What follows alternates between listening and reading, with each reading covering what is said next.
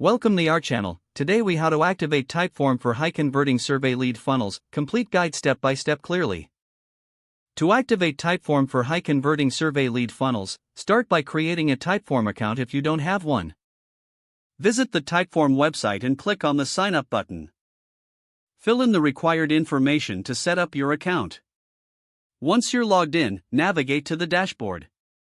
Click on the Create a Typeform button to begin designing your survey. Choose a template or start from scratch based on your needs. Focus on defining your target audience to tailor your survey questions effectively. In the form builder, start adding questions that resonate with your audience. Use a mix of question types to keep the survey engaging. Incorporate logic jumps to personalize the respondent experience. Add custom branding elements like your logo and colors to maintain brand consistency. Set up the completion screen to thank participants and guide them next steps. Preview your Typeform to ensure everything flows smoothly and is visually appealing.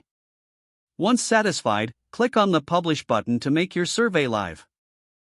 Copy the generated link or embed code to share your survey. Next, promote your survey through various channels, such as social media, email, or your website. Monitor the responses through the Typeform dashboard to track engagement and insights. Utilize the results to refine your lead funnel strategy and improve conversions. Consider integrating Typeform with other tools like Zapier for automated workflows. Regularly update your survey based on feedback and performance to keep it relevant. By following these steps, you can effectively activate Typeform to create high-converting survey lead funnels. If the page does not load, refresh the browser or try again in a private or incognito window. Make sure you are using the correct email address, then retype it carefully to avoid small typos. If your password is not accepted, use the reset option and create a new strong password you can remember. Check your spam folder for verification or security emails, then complete any requested confirmation steps. Enable two-factor authentication if available to improve account security and reduce unauthorized access risk.